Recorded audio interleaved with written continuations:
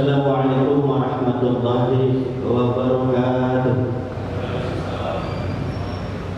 Alhamdulillah wallazi arsala rasulahu bil huda wa dinil haqq liyudhhirahu 'ala dini kullihi wa kafa billahi shahida wa kafa billahi wakila. Nashhadu an la ilaha illallah wahdahu la syarika lah wa nashhadu anna Muhammadan abduhu wa rasuluh. Allahumma shalli 'ala sayyidina Muhammad. Allahumma salli ala Sayyidina Muhammad. Allahumma salli ala Sayyidina Muhammadin nurikati wa sarri sayyidas masifati amma ba'du. Ayyuhal jamaah salat zuhur di Masjid Nurul Islam kawasan Industri Kota Milu Batam. Alhamdulillah kita selesai melaksanakan salat zuhur berjamaah, i'tikaf, silaturahim, zikir singkat, dan akan kita teruskan dengan kajian kitab Riyadhus Shalihin. Kita akan teruskan kitab Riyadhus Shalihin bab pertama, yaitu tentang bab ikhlas wa idhorun niyah, dan menghadirkannya fi jamil a'mal wal aqwal, dalam semua amalan, pekerjaan dan ucapan, al-barizati yang sahih kelihatan, wal khafiyati yang sama. Jadi ikhlas itu ada iqrarullah subhanahu wa ta'ala bil qasdi, itu hanya Allah yang dimaksud, yang dituju, yang diharapkan dalam semua ucapan dan perbuatan kita selama kita hayat di kandung badan. Ini sesuai dengan firman Allah di dalam surat Al-Baqarah ayat 5. Bismillahirrahmanirrahim. Wa ma umiru illa liya'budullaha mukhlishina lahu-d-dina hunafa'a wa yuqimus sholata wa yutuz zakata wa dzalika dinul qayyim.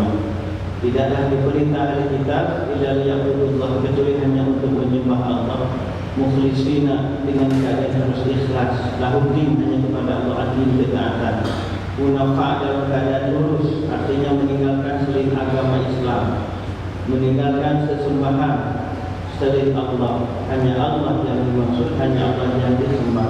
Wa yuqimus sholata, dan mereka menunaikan sholat, wa yutuz zakata, dan mereka menunaikan zakat. Wa dzalika dinul qayyim, itulah agama yang lurus, yaitu agama Islam. Yang kedua adalah pembahasan di dalam surah itu dijelaskan dengan hadis yang pertama yang diberikan oleh Umar bin Khattab. Rasul bersabda, dan ini akan mengenai pengembangan pemahaman hadis kita tentang hijrah yang maknawi. Kemarin kita bahas tentang hijrah hissi, hijrah secara fisik. Yang kedua akan kita bahas yaitu hijrah secara maknawi. Ini sesuai dengan sabda Rasul Muhammad sallallahu alaihi wasallam riwayat Imam Bukhari Muslim, innamal a'malu binniyat, hanya sesungguhnya sahnya pekerjaan itu apabila dibarengi dengan niat. Wa innamal likulli imri'in, sesungguhnya bagi semua orang akan mendapatkan hasil manawa sesuai dengan apa yang diniatkannya. Faman kana hijratuhu ila Allah wa rasulih, maka barang siapa hijrahnya karena Allah dan Rasulullah, fa hijratuhu ila Allah wa rasulih, maka hijrahnya kepada Allah dan Rasulullah, artinya akan mendapatkan ampunan dari Allah Subhanahu wa taala.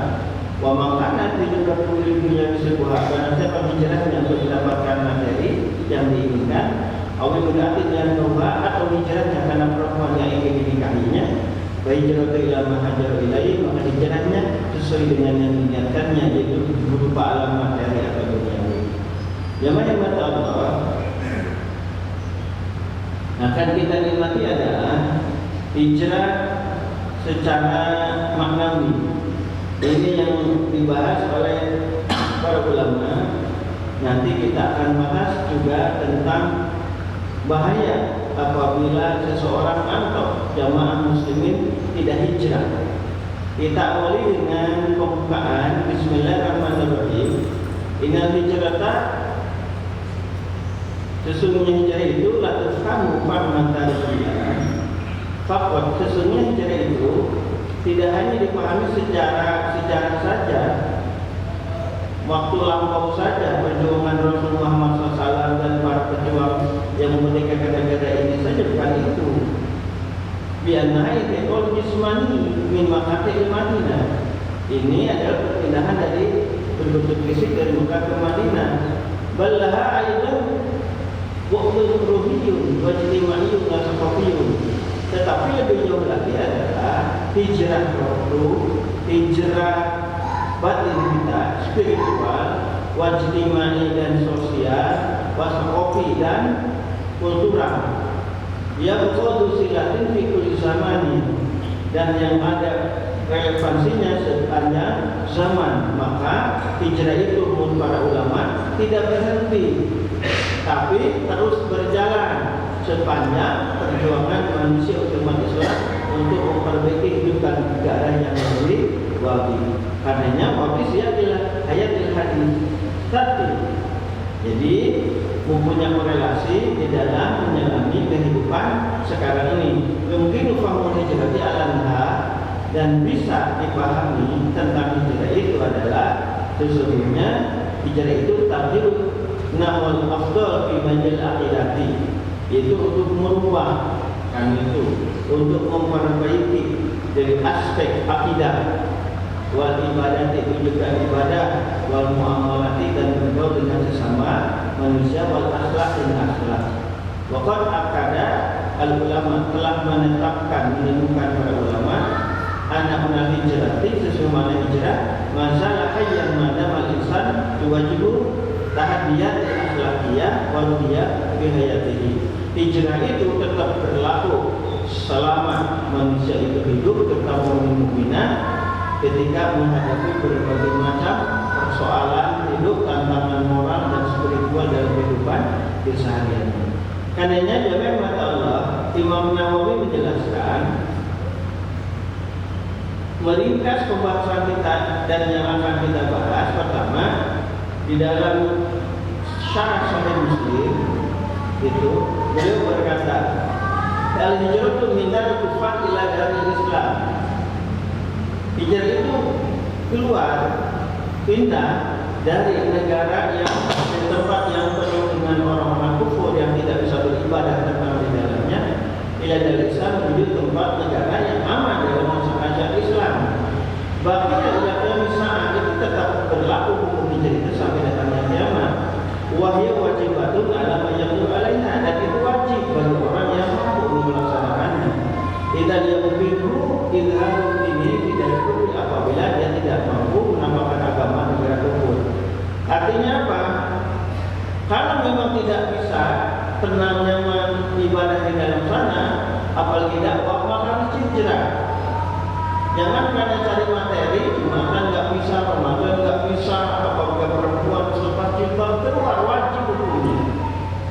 Tetapi kalau di sana misalnya kita ke Singapura, kita ke Amerika, Eropa lah Pak, Afrika, yang kita bisa dakwah seperti yang dilakukan oleh para sahabat dulu, hijrah dari Madinah ke negara-negara tetangga yang mayoritas non-muslim waktu itu mayoritas, seperti misalnya Salman Al-Farisi, Ibnu Mas'ud, misalkan itu pindah ke tempat-tempat yang mayoritas belum muslim. Nah, apabila kondisinya bisa dakwah di sana, mengajak lebih bagus di sana.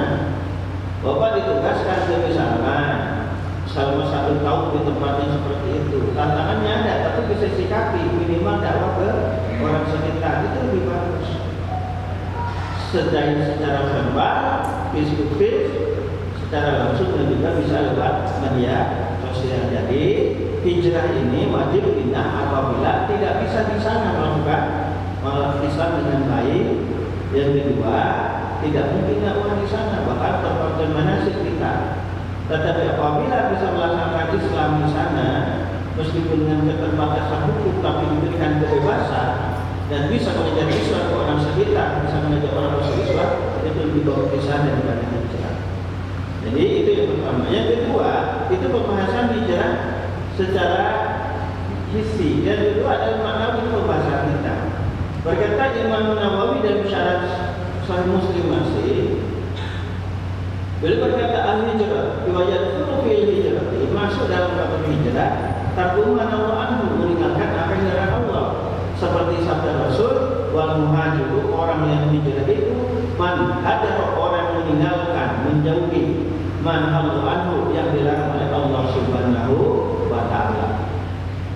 Ini dijelaskan oleh Syekh Sulkarnawi, jami'an mata Allah dalam fikul hijrah halaman 31 beliau berkata, sengaja saya rangkum Bapak Ibu dan Bapak di berbagai macam literatur, saya jadikan catatan tulisan Pak, jadikan karangkai jurnal ilmiah. Insya Allah suatu saat saya bukukan bisa dicetak dan dijadikan wakaf untuk umat Islam insya Allah. Ini diantara ringkasan sejarah yang saya kumpulkan di berbagai macam kesempatan. Berkata Syekh Qurtubi, ini harus kita pahami agar umat Islam maju. Kita ajarkan ke anak istri kita tentang hakikat hijrah sebenarnya. Al-hijrah hijrah itu menurut Imam Yusuf Qaradawi, laisat mujarrad intiqal, bukan hanya perpindahan geografi saja dari satu tempat ke tempat lain, memakan ila akhar, dari satu wilayah ke wilayah lain, bukan itu saja.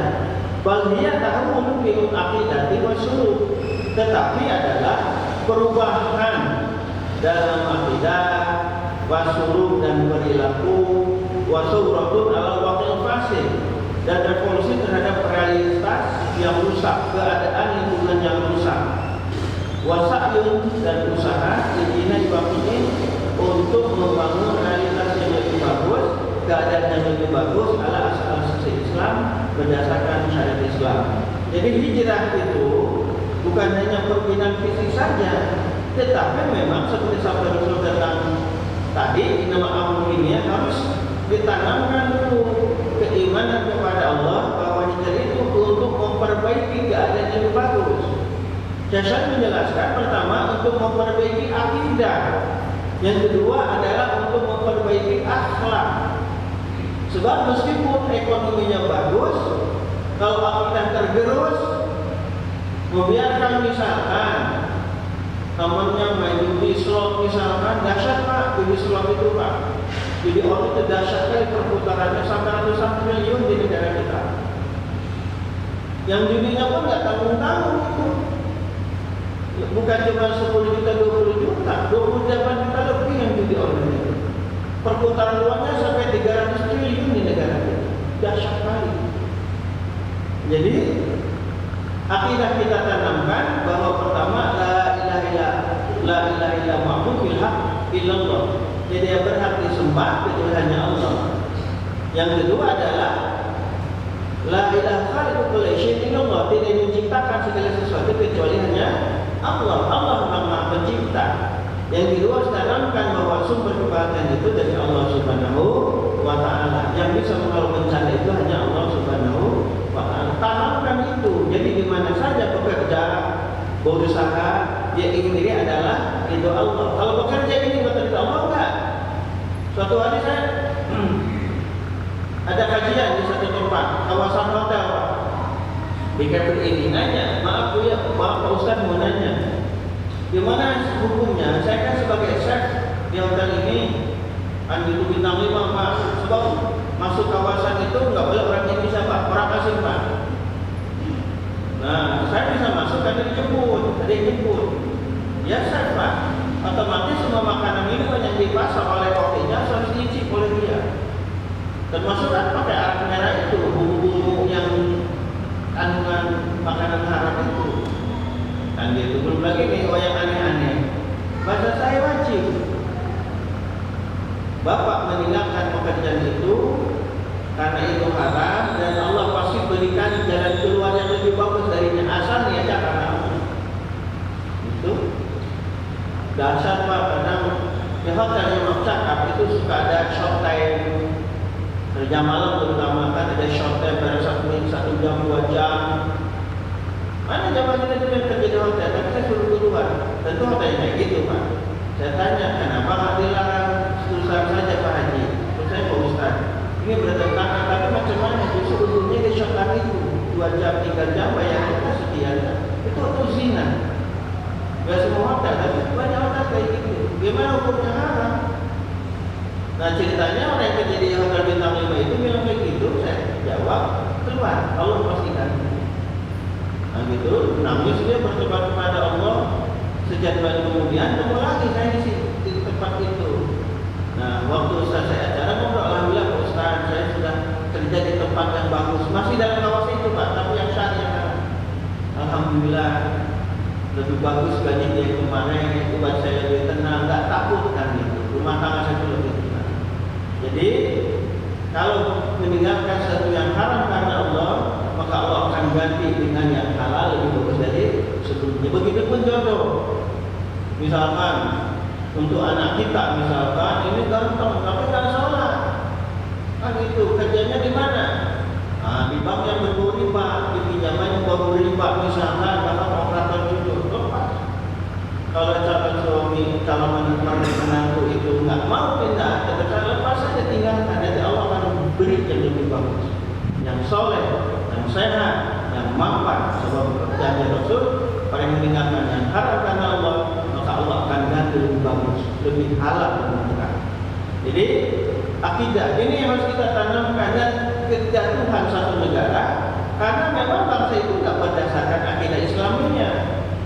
Jangankan kenal kepada Allah, Quran pun nggak dibaca, hadis Rasul pun nggak dipelajari. Yang kedua, suruh hijrah itu memperbaiki akhlak, dari akhlak yang jelek ke akhlak yang bagus. Jadi yang lebih parahnya lagi yang harus kita lakukan adalah wasaratul al-waqil fasih, harus melakukan revolusi terhadap kualitas yang rusak. Gerakan-gerakan yang bukan pelan tapi harus struktural, harus masif. Kejahatan di mana-mana kan kayak gitu. Misalkan pemurtadan di mana-mana. Menurut Yusuf Kala, Ketua TMI Indonesia, pembangunan gereja itu lebih cepat, lebih banyak dari pembangunan masjid. Meskipun mayoritas kita umat Islam banyak memang. Mereka masih bangun gereja itu memang dari undang-undang, silakan.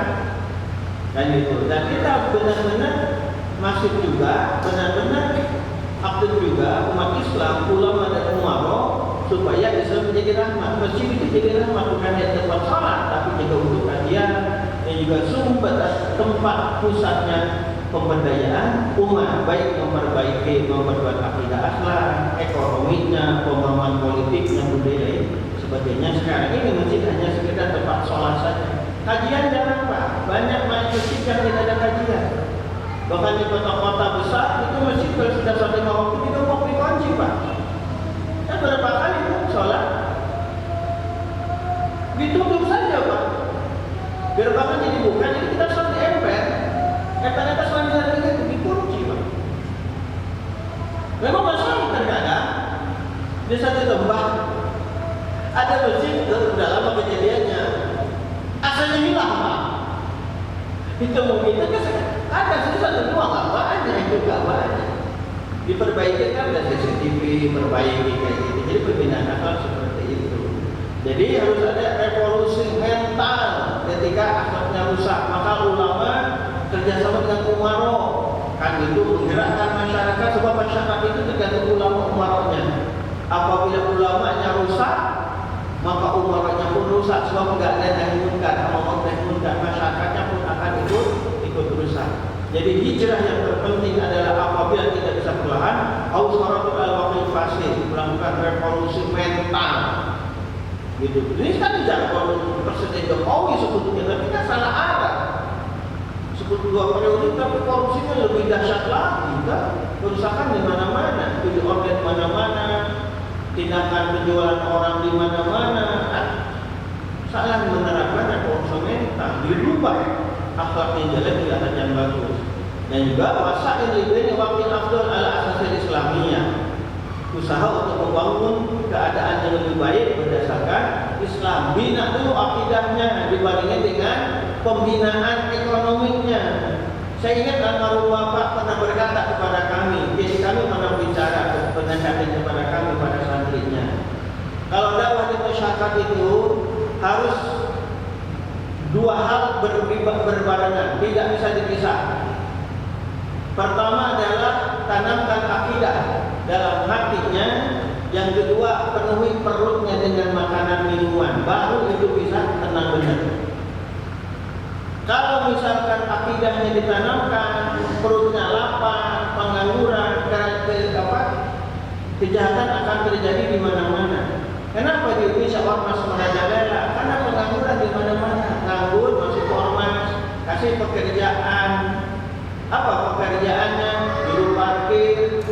Ya kalau kerja seperti ini itu halal, kadang kan enggak. Parkir liar. Belum lagi malak truknya, busnya dan sebagainya kan. belum lagi nyurinya, masuk videonya dikirim ke Kamboja, kirim ke Vietnam, kirim ke Thailand. Tidak apa operator judi online siapa bosnya? Orang Indonesia. Itu kenapa terjadi seperti itu? Pengangguran di mana-mana. Sudah sekolah susah, kuliah susah, tahlil cerai lebih susah lagi. Jadinya kejahatan di mana-mana, pengangguran di mana-mana. Jadi jamaah mata Allah ini harus kerjasama antara ulama dengan umarok dan juga masyarakat Indonesia pada umumnya, sehingga masalah musibah menimpa bangsa ini cepat selesai. Ini makanya cocok pendapat Syekh Yusuf Qaradawi dalam Fiqhul Hijrah, bahwa hijrah itu bukan hanya perpindahan fisik saja, geografis saja dari satu tempat ke tempat lain, tetapi yang lebih penting adalah perubahan dalam akidah dan perilaku, revolusi terhadap realitas yang rusak, dan usaha untuk membangun realitas yang lebih bagus dan berdasarkan Islam. Karena jamaah hebat Allah, hijrah itu pertama harus hijrah pikiran, pemikiran. Berpindah dari cara berpikir sekuler, liberal, materialistis menuju berpikir yang berlandaskan Al-Quran dan Sunnah Rasul Muhammad Sallallahu Alaihi Wasallam. Sekuler itu memisahkan antara hukum Islam dengan kehidupan keseharian. Yang kedua adalah hijrah akhlakiyah, hijrah perilaku moral, meninggalkan akhlak tercela seperti dusta ghibah hasud menuju akhlak yang mulia seperti jujur, amanah dan sabar. Seperti perkataan Syekh Badal di kitab Al-Hikam pasal 42. Ukhruj min awsafi basyariatika, kamu harus mengeluarkan sifat-sifat kemanusiaanmu. Anku liwasfin munafidin qudiatika, yang sifat-sifat itu menyalahi sifat kehambaanmu, yaitu seperti ujub, riya, takabur, sum'ah, sombong, malas. Itu kan sifat-sifat menyalahi seorang manusia yang sangat butuh kepada Allah. Kalau kamu mendengarkan sifat takabur di dalam hati, ujub, kamu terhadap diri saya sendiri, dengan tawadhu, rendah hati, dengan ikhlas, dengan semangat belajar, menghilangkan sifat malas, dengan dermawan menghilangkan sifat bakhil, ditakulah dinai hakim mujiban. Kamu akan bisa melaksanakan kewajiban kepada Allah. Apabila sifat jelek itu dihilangkan, malas ganti dengan sifat semangat, pikir ganti dengan sifat dan wawan, takabur ganti sifat dengan tawadhu dan hati. Kalau orang seperti itu maka akan dekat kepada Allah, bisa melaksanakan perintah Allah dan sunnah Rasulullah. Wa min haqqil qariban, akan lebih dekat kepada Allah Subhanahu wa taala. Yang ketiga adalah hijrah sosial dan budaya, meninggalkan lingkungan sosial yang rusak kepada lingkungan yang lebih islami dan mendukung amal soleh. Contoh berpindah dari lingkungan yang jauh dari aturan Islam. Ada apa lingkungan itu senang judi, ada apa? Bahkan ada kawasan tempat nauzubillah, tempat prostitusi, ada. Kampung copet, ada sih kampung copet, tempat prostitusi kan gitu. Atau tempat-tempat yang bebas dan muslim, kiri kanan depan belakang melihara anjing, anjingnya dilepas jauh ke masjid. Anak jangankan ikut sholat di masjid bapaknya, tapi ada. Maka harus pindah di lingkungan yang jelek tersebut, sebab akan menimbulkan masalah bagi keluarga tersebut jauh dari tuntunan Allah. Karenanya Syekh Abdullah berkata dalam Hikam pasal 53, la tashab malayun, itu kata janganlah kamu bersahabat dengan seseorang yang tidak membangkitkan semangat taat kepadamu. Janganlah kamu bersahabat dengan akhlaknya tak memberikan semangat untuk beribadah kepada Allah. Wala yadullu ala Allahi maqaluhu, dan ucapannya tidak memberikan petunjuk, arahan, penenang, jalan keluar menuju Allah Subhanahu wa taala. Jadi intinya jangan berteman dengan orang yang jelek akhlaknya. Ini perkataan beliau diselanjutnya dengan pasal yang ke-54, rubama kunta musian. Terkadang kau berbuat salah. Faraka laisana minka subatuka. Pertemananmu memperlihatkan itu bagus, karena temanmu jelek. Ila man huwa aswa'u halan minka. Karena teman kamu itu jelek akhlaknya. Kamu nggak sholat 5 waktu, kan gitu, nggak sholat 5 waktu. Temanmu sama nggak satu itu seperti ini perkara seperti itu. Jadi mending saya meskipun nggak satu lima waktu, tapi Idul Adha Idul Fitri masih. Sebab temannya nggak satu kali Idul Fitri. Ketika Ramadan orang mulai musim puasa, saya nggak berpuasa, tapi dia mending saya nggak puasa, tapi masih Idul Adha Idul Fitri kan gitu. Jadi mending bahasanya, mending saya nyopet, dia rampok, mending nggak rampok. Satu orang dia kalau sih kan bahasanya mending. Jadi bahaya sekali punya teman yang akhlaknya lebih jelek, sebab akan memperlihatkan yang jelek itu bahasanya mending. Jadi sekali lagi, hijrah yang ketiga adalah hijrah sosial dan budaya. Yang ketiga ekonomi, hijrah ekonomi, meninggalkan riba, penipuan, korupsi, mencari rezeki dengan cara yang tidak halal, diganti dengan cara yang halal, untuk penuh dengan bimbingan dari Allah Rasul Muhammad SAW. Yang terakhir adalah hijrah digital dan informasi, yaitu meninggalkan konten media sosial yang merusak hati dan iman, menuju konten yang menguatkan iman dan dakwah sesuai dengan firman Allah surah Al-Imran ayat 104. Bismillahirrahmanirrahim. Baltakum minkum ummatun yad'una ilal khair. Dan inilah di antara kalian ada yang segelompol orang menyuruh kepada kebajikan. Wa ya'muruna bil ma'ruf, menyuruh berbuat ma'ruf. Wa yanhana 'anil munkar, dan mencegah kemungkaran. Wa ulaika humul muflihun, itulah orang-orang yang beruntung. Jadi jamaah Allah, itu ada poin hijrah yang harus kita lakukan. Pertama hijrah pikiran, yang kedua hijrah akhlak, yang ketiga hijrah sosial dan budaya, yang keempat hijrah ekonomi, yang kelima adalah hijrah digital dan informasi. Gunakan semuanya ketaatan. Dan kunci keberhasilan hijrah adalah pertama harus berilmu dan pemahaman yang benar. Tanpa ilmu hijrah kehilangan arah atau bahkan menjadi radikalisme. Harus berilmu lagi pada ulama yang benar.